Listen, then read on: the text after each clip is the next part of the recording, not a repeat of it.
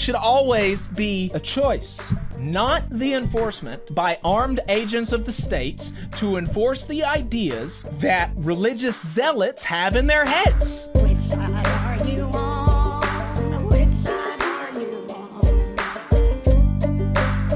on? A few weeks ago, we talked about abortion rights and how they are not only a culture war issue, which it's been turned into a culture war kind of issue, but they're also an essential bread and butter economic issue for women in this country. There were a couple good articles about that a few weeks ago that we've been wanting to get to, and we just been running out of time. So this one from Aisha Banerjee in These Times lays out some really good stuff. Quoting from the article, some of the economic consequences of being denied an abortion include a higher chance of being in poverty even 4 years after, a lower likelihood of being employed full-time, and an increase in unpaid debts and financial distress lasting years. Laws that restrict abortion providers, so-called TRAP laws, which are targeted regulation of abortion providers, have led women in those states to being less likely to move into higher-paying occupations. On the flip side, environments where abortion is legal and accessible have lower rates of teen first births and marriages. Abortion legalization has also been associated with reduced maternal mortality for Black women. The ability to delay having a child has been found to translate to significantly increased wages and labor earnings, especially among Black women, as well as increased likelihood of educational attainment. Treasury Secretary Janet Yellen concluded that eliminating the rights of women to make decisions about when and whether to have children would have very damaging effects on the economy and would set women back decades. Alito, in his draft ruling, anticipates this argument, saying that, there's a crucial difference between now and when Roe was decided that makes it not as bad that we as the state could be forcing women to carry a pregnancy to term, which is the FMLA, the Family Medical Leave Act. Harold Meyerson points out in the American Prospect that in the states where trigger laws have already been passed banning or restricting abortion as soon as Alito's screed becomes the law of the land, and in other Republican-run states now crafting anti-choice diktats, however, the very idea of paid leave, which is important, the FMLA only guarantees unpaid leave. The idea of paid leave remains anathema. In South Dakota, where Republican Governor Kristi Noem has repeatedly shown she will do anything to slither up the Republican rights list of vice presidential candidates, the legislature passed and Noem signed a law last year forbidding cities and counties from enacting paid family leave ordinances of their own, lest some bomb-throwing Sioux Falls malcontents think they can sneak a fast one past Kristi. Just imagine, like the state government is coming in and telling cities, you can't, with your budget, give women time off if they have children. Very reminiscent of Alabama. And when we saw the minimum wage, yeah, absolutely, raise the wage movement stopped in its tracks after some success in Birmingham. Yeah. It's funny how small government works that way. It's insane. And these are the people that want the state to force you to carry a pregnancy to term. They're the very same people that are stopping us from supporting mothers economically and socially. These are the people that are stopping those things from happening. Right. Don't tell me you're pro-family values and you can't even support paid family leave. That should be, should be like the basic qualification. I worked in a restaurant for 3 years, and there was a woman there who had a baby. She worked a double, and the next day she gave birth. And it wasn't that she was early. She worked right until she gave birth, and she was back 2 or 3 days later because she didn't have paid leave. She couldn't afford to take time off to be with her new baby. And that just shouldn't happen in the wealthiest country on earth.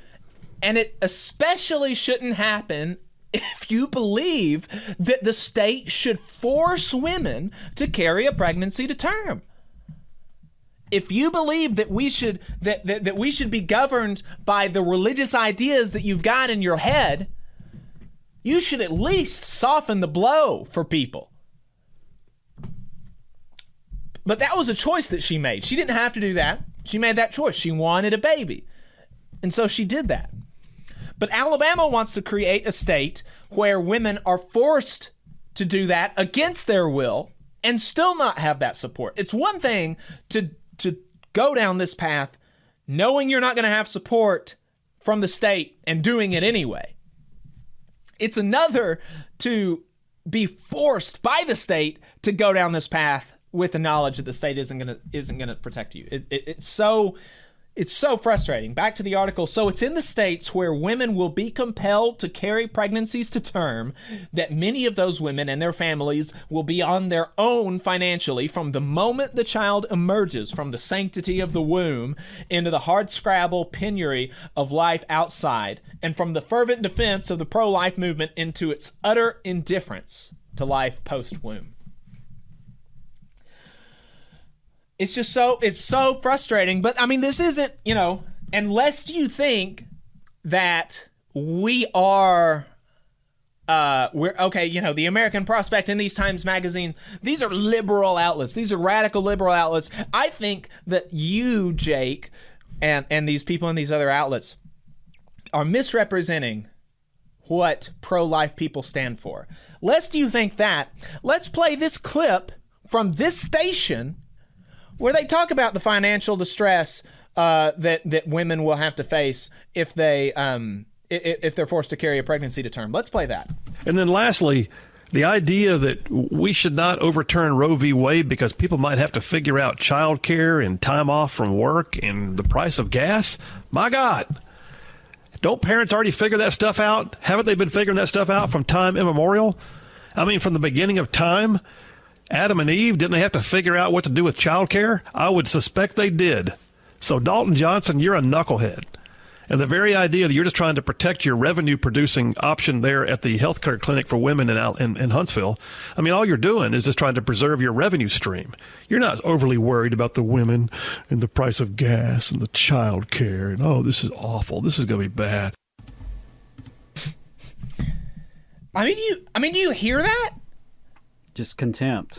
Just total contempt for these people that are gonna have to do that. Seriously, the way the price of gas, and also literally the next day he's gonna go on and talk about how the price of gas is a total problem. But when we're talking about when people that he perceives as on a different side are saying, oh yeah, like the price of gas is a problem, what he's responding to there is a clip from the director of a women's clinic in Huntsville talking about how if you force women to give birth, the price of gas is an issue. I just filled up yesterday, $75. That's an issue, right? And the price of gas, inflation, having to pay bills for a child that you don't want to have, that's an issue. And that's an issue that people should be concerned about. And that's an issue that he is fear-mongering about on a daily basis. But when we bring it up in this context, he literally mocks it. He said, oh, the price of gas. Oh, yeah. I mean, seriously. Yeah, I mean, I'm sure it didn't really matter to him. I believe he has children, but I'm sure he was financially well off enough to where maybe it wasn't a big issue. But as a working class father, and I know many of our listeners have children and grandchildren of their own, we know how expensive it is to raise a child. We know how expensive it is to get diapers. Right now, you're lucky if you can even find baby formula for your child. And of course, the older they get, the more cost you have in terms of activities, in terms of education. You know, we don't have universal pre-K here in Alabama. We have a great state pre-K program, but it's not accessible to everyone. So, you know, childcare, you're lucky if you can get childcare, you know, for $500 a month, maybe a lot more than that. So yeah, the economic costs are absolutely a factor in deciding to have a child. I mean, we all know people in our lives who've decided to have no children or to have less children because they can't afford it. Yeah. Ben, we've got a caller on the line that we're going to bring on. If you could make sure that we're going to be able to get that out over the radio. But the blasé attitude towards the plight of women isn't contained just to our own local Koch-funded talker. Let's take a look at Louisiana, where U.S. Senator Bill Cassidy said if you don't count black women, our maternal mortality rate isn't that bad. Golly. As if black women are not Louisianans. Quote, about a third of our population is African American. African Americans have a higher incidence of maternal mortality. So if you correct our population for race, we're not as much an outlier as it would otherwise appear. Like, dude, black women are just as much citizens of your state as white women. They count. You can't just take them out. That's a very revealing comment. It is a very revealing comment. In addition to economics, you've of course got the health effects. From another article in These Times by Miriam Markowitz, quote, there are the obvious adverse effects such as weight gain and hypertension, as well as preterm birth and ectopic pregnancies. Gestational diabetes is likely to reappear as regular diabetes later in life. Preeclampsia brings increased risk of kidney disease, heart disease, thromboembolism, hypothyroidism, and impaired memory. A pregnant person should prepare for the possibility of anemia, urinary tract infections, and mood disorders before and after birth. This list is far from comprehensive and likely to grow longer. Severe maternal morbidity is rising along with mortality and now affects between 50,000 and 60,000 people in the United States every year. In other words, going into labor carries a 1 in 60 risk of health effects as serious as a heart attack or a hysterectomy. Lots of women make this choice to become pregnant and give birth willingly. Lots of people do. But it should always be a choice, not the enforcement by armed agents of the states to enforce the ideas that religious zealots have in their heads.